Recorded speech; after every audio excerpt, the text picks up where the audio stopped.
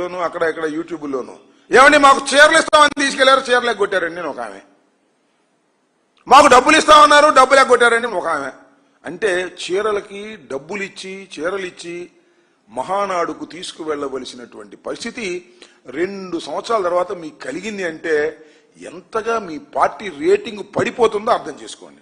ఎవరైనా ఒక ప్లీనరీ పెట్టారంటే ఏమనుకుంటారు? చేసినటువంటి హామీలను నెరవేర్చాం, కొత్త హామీలు ఇస్తున్నాం లేదా కొత్త వరం ఇస్తున్నాం అని అనుకుంటారు. చేసిన హామీలే, ఇచ్చిన హామీలే తీర్చినటువంటి పరిస్థితి.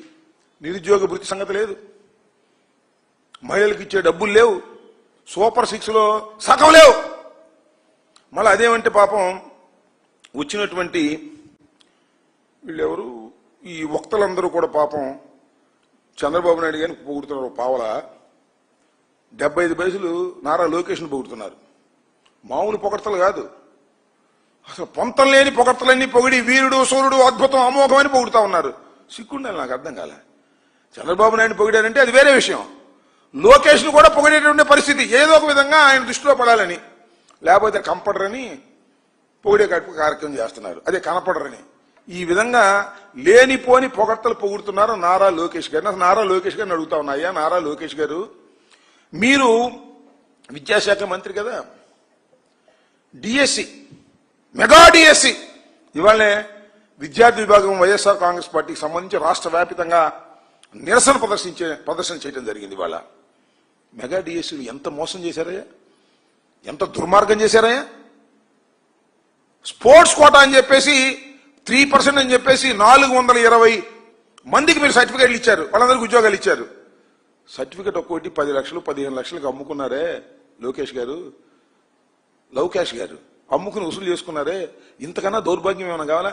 నిరుద్యోగి భృతి ఇవ్వకపోయావు, నిరుద్యోగులకు మెగా డిఎస్సీ పెడతానని చెప్పి పెట్టి దానిలో అన్ని అవకతవకలు చేసి స్పోర్ట్స్ కోటాని సర్టిఫికెట్లని 10 లక్షలకి 20 లక్షలకి అమ్ముకొని డబ్బు చేసుకునేటటువంటి దీనస్థితికి ఇవాళ మీరెళ్ళి మహానాడులో అద్భుతంగా పొగిడించుకునేటటువంటి కార్యక్రమాలు చేస్తున్నారు.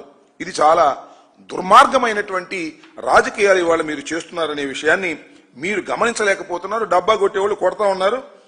ఒక ఆయన డబ్బా కొడుతున్నాడు. రామన్న రూపుదిద్దిన పార్టీ అంట. రామన్ అంటే ఎన్టీ రామారావు గారు, రూపుదిద్దిన పార్టీ, బ్రహ్మాండం, బాగుంది.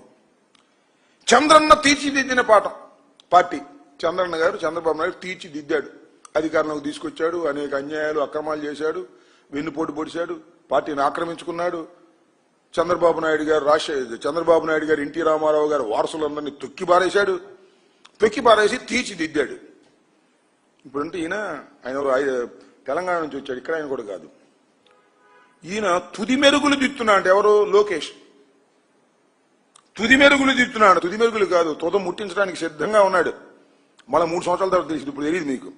3 సంవత్సరాల తర్వాత ఎన్నికలు జరిగితే లోకేష్ గారి నాయకత్వంలో తుద ముట్టించేశాడు తెలుగుదేశం పార్టీని అనేటువంటి మాట వస్తుంది. ఎందుకంటే పచ్చ సైన్యం, మా పచ్చ సైన్యం అంటాడు. పచ్చ సైన్యం ఇటువరకేమో, ఆ పచ్చ సైన్యానికి ఒక పిచ్చి లీడర్ దొరికాడు, ఆయనే లోకేష్ బాబు గారు. ఆ లోకేష్ బాబు గారు దీన్ని సర్వనాశనం చేసేంతవరకు వదలడు అనేటువంటి భావన ప్రజల్లో, ముఖ్యంగా తెలుగుదేశం పార్టీ వాళ్ళనే కలుగుతుంది. నాలో కాదు, మాకు కాదు, తెలుగుదేశం పార్టీలో సీనియర్స్ అందరూ కూడా ఈ ముద్దబ్బాయిని తీసుకొచ్చి ఇక్కడ అధికారం ఇవ్వాలని ప్రయత్నం చేస్తున్నాడు. నారా చంద్రబాబు నాయుడు గారు కొడుకు మీద ప్రేమతో ఇతను పొట్టకోసిన అచ్చరం ముక్క లేదు, ఊరినే డబాయింపు సెక్షన్ నుండి బతుకుతున్నాడు అనేటువంటి భావన కలుగుతా ఉంది. కాకపోతే వచ్చే 3 సంవత్సరాల తర్వాత తెలుగుదేశాన్ని తుదముట్టించేటటువంటి కార్యక్రమం చేయడానికి నారా లోకేష్ గారు సిద్ధంగా ఉన్నాడనేది నేను ప్రత్యేకంగా చెప్పాల్సిన అవసరం లేదు. ఇకపోతే రోజు ఇదే భజన, ఎక్కడ పట్టుకుని ఇదే భజన. గొడ్డలి పార్టీ, పొలుగు పార్టీ, పార పార్టీ, ఏదో ఒక విధంగా వైఎస్ఆర్ కాంగ్రెస్ పార్టీ మీద ఒక విధ్వంసకరమైన రాజకీయ పార్టీ అని ముద్ర వేయాలని తాపత్రయపడిపోతున్నారు బాబు కొడుకులు ఇద్దరు కూడా. అసలు మీ బతుకేంటి, మీ వ్యవహారం ఏంటి అని అడుగుతా ఉన్నాను నేను. మీ బతుకేంటి, అసలు మీ వ్యవహారం ఏంటి? బాబు కొడుకులు ఇద్దరిది. అసలు నువ్వు ఎక్కడున్నావు? ఇప్పుడు ఇచ్చావు రాజకీయాలు.